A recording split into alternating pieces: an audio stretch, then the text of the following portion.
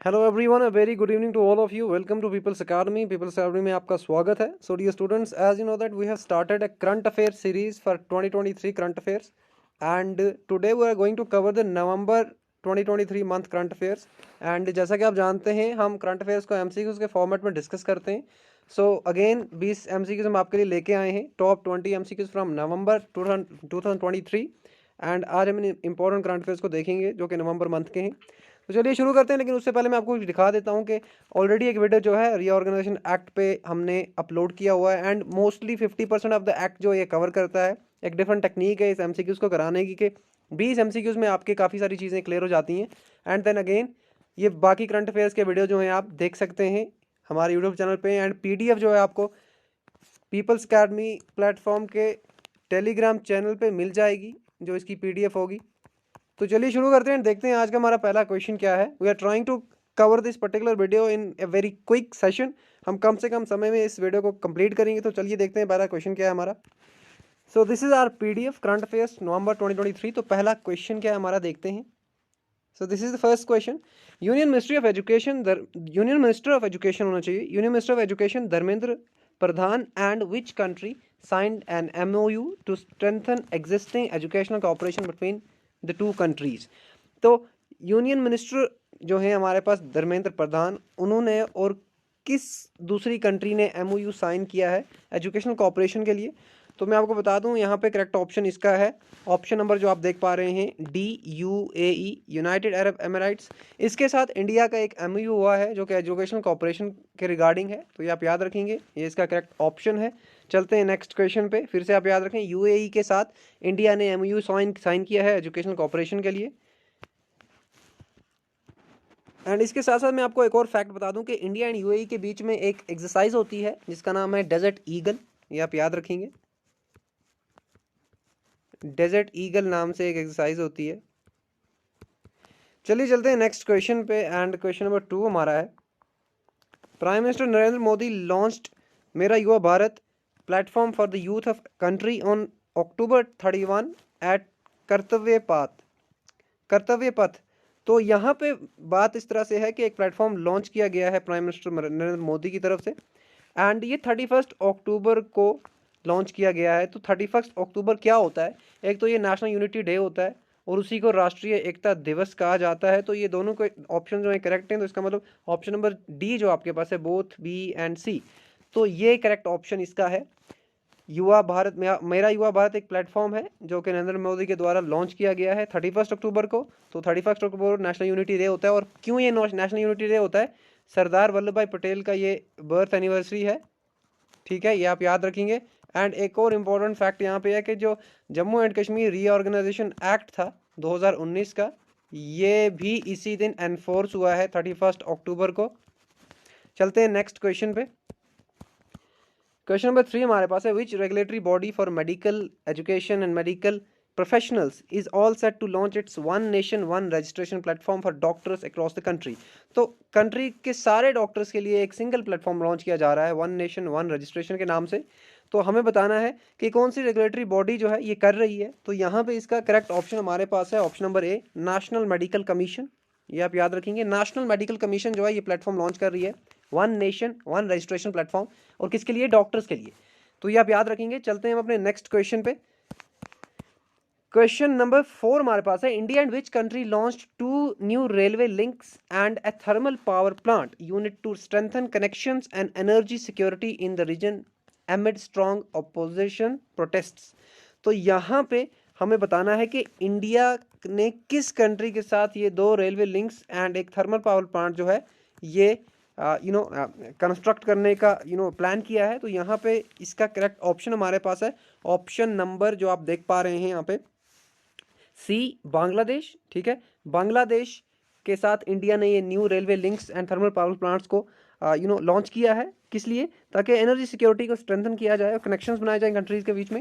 And इसके साथ साथ एक और इम्पोर्टेंट फैक्ट है यहाँ पे जो कि बांग्लादेश के रिगार्डिंग है, इंडिया बांग्लादेश के रिगार्डिंग, वो ये है कि इंडिया एंड बांग्लादेश के बीच में एक्सरसाइज होती है जिसको नाम दिया जाता है एक्सरसाइज संप्रीति।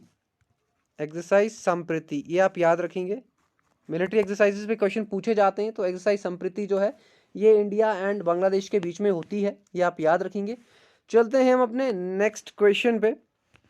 एंड एक और चीज़ आपको यहाँ पे बतानी होगी कमेंट सेक्शन में कि बांग्लादेश में गंगा रिवर का क्या नाम पड़ता है। गंगा रिवर को बांग्लादेश में क्या कहते हैं, ये भी आप याद रखेंगे। चलते हैं नेक्स्ट क्वेश्चन पे।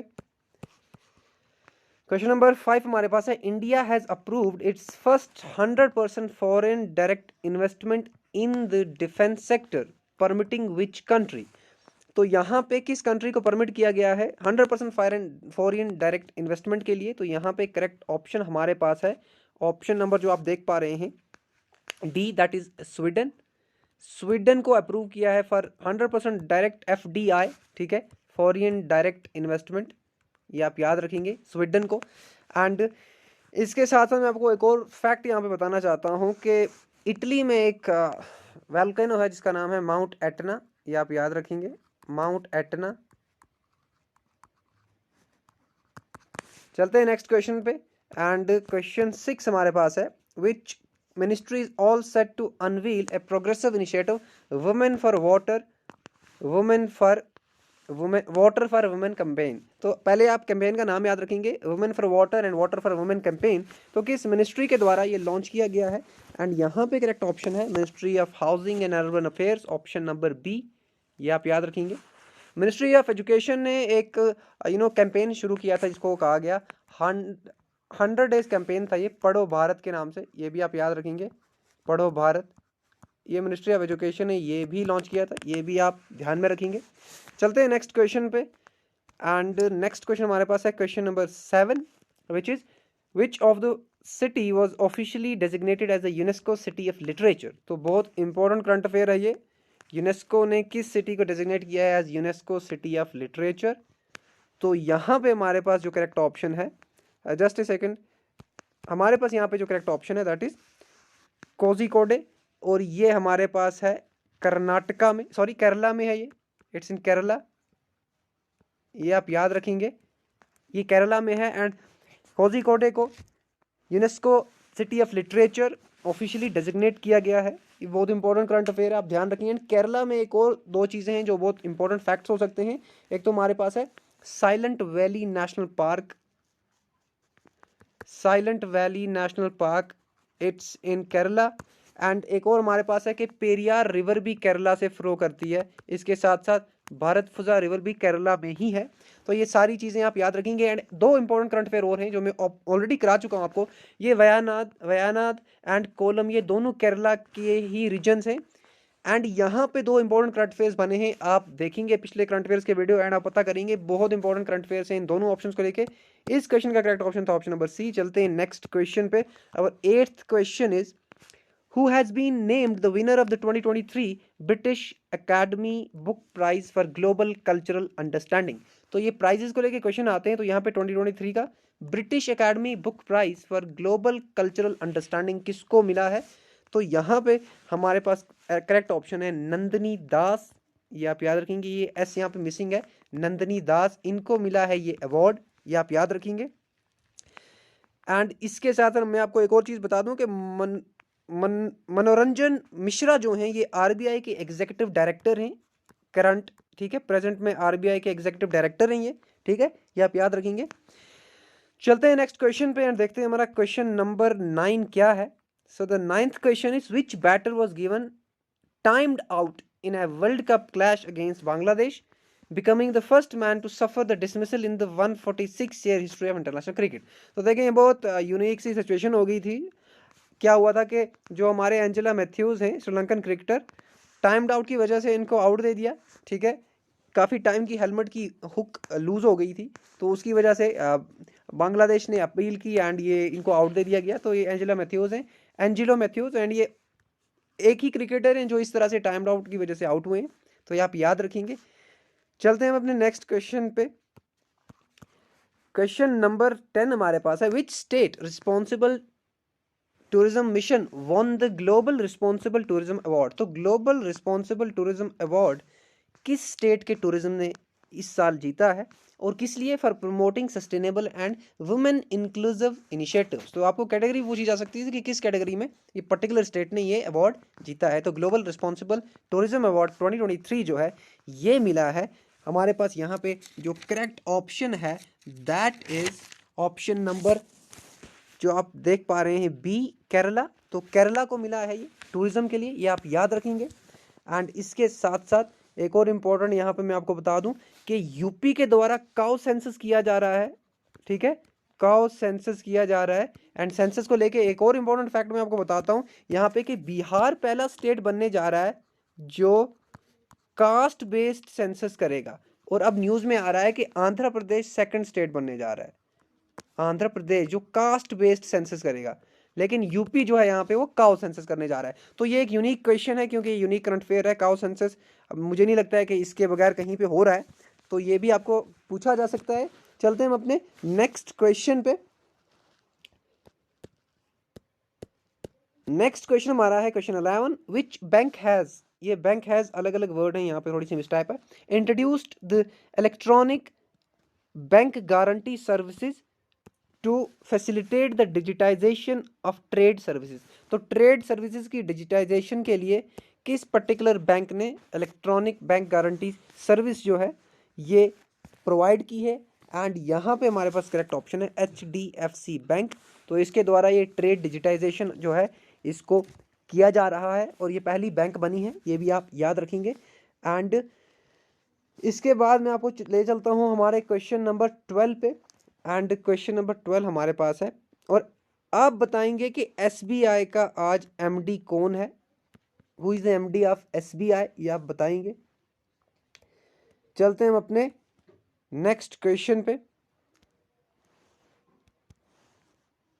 लेकिन यहाँ पे इस क्वेश्चन की करेक्शन करते हैं हम। ऑप्शन नंबर डी इसका आंसर है, जो डिजिटाइजेशन ऑफ ट्रेड सर्विसेज हैं वो इस बैंक के द्वारा की जा रही हैं, ये आप याद रखेंगे कि HDFC नहीं है, ठीक है। काफ़ी सिमिलर सा ऑप्शन है तो शायद इसलिए ये option number D 11th question का आंसर है, अब ध्यान रखेंगे इसको।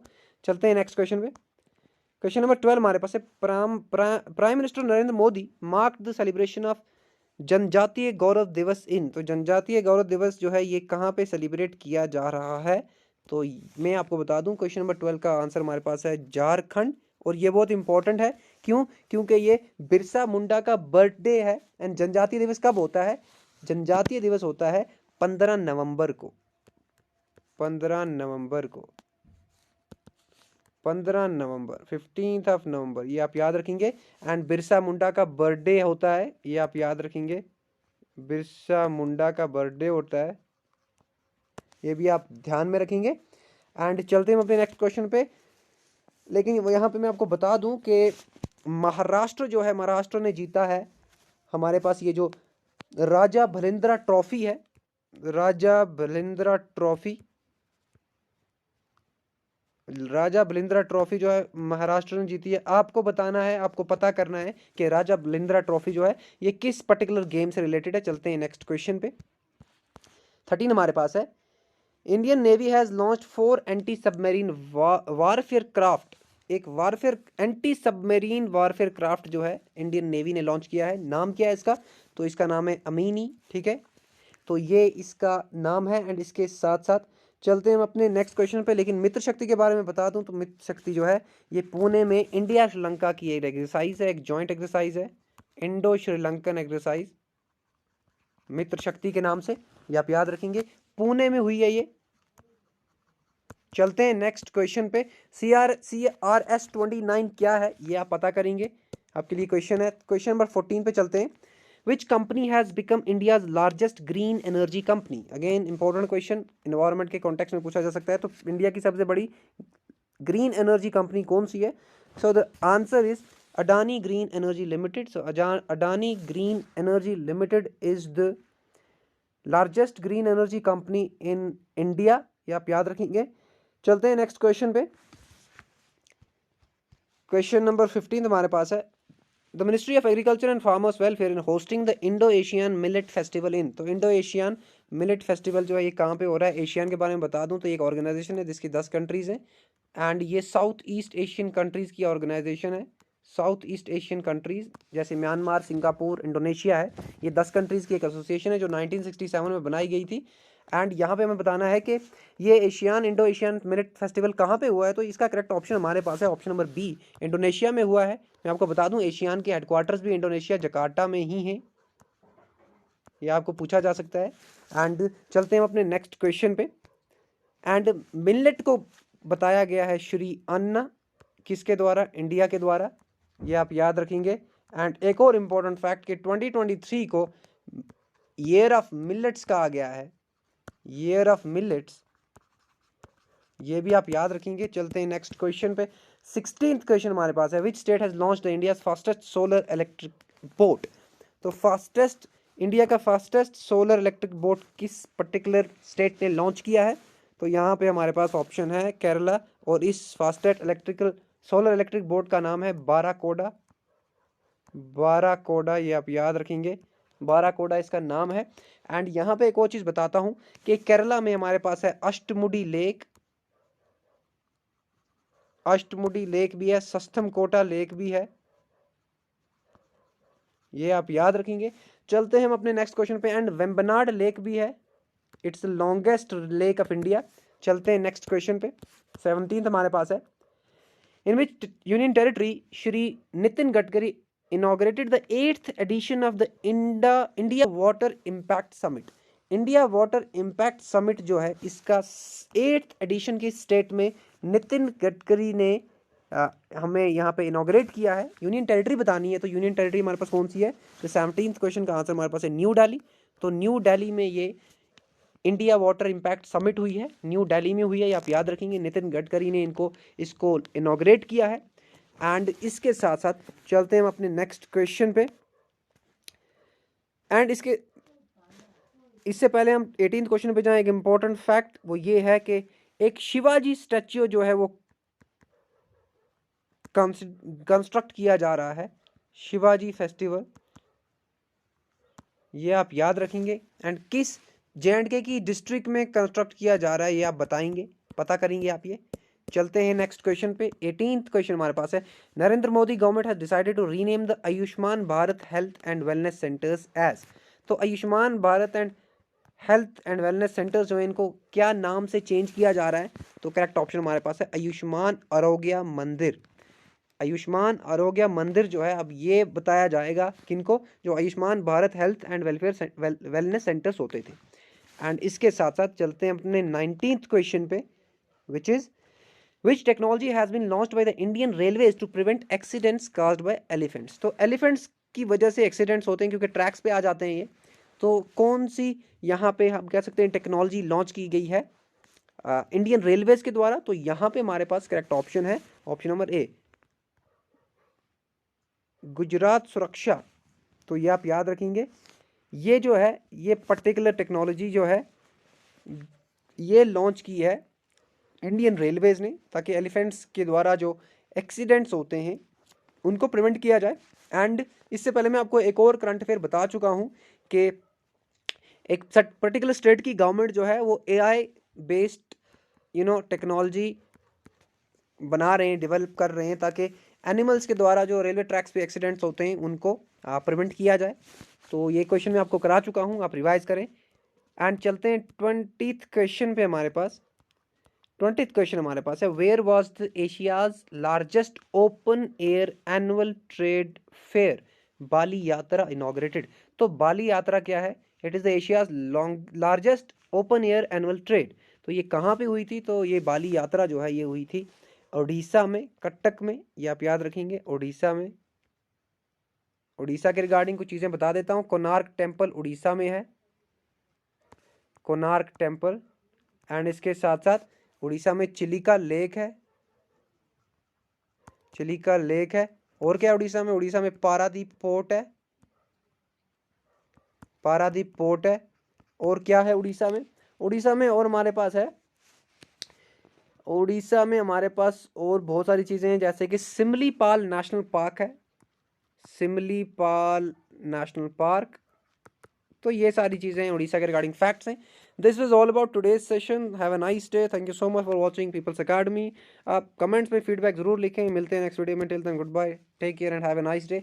PDF जो है ये आपको टेलीग्राम चैनल पे मिल जाएगी। So have a nice day and good bye.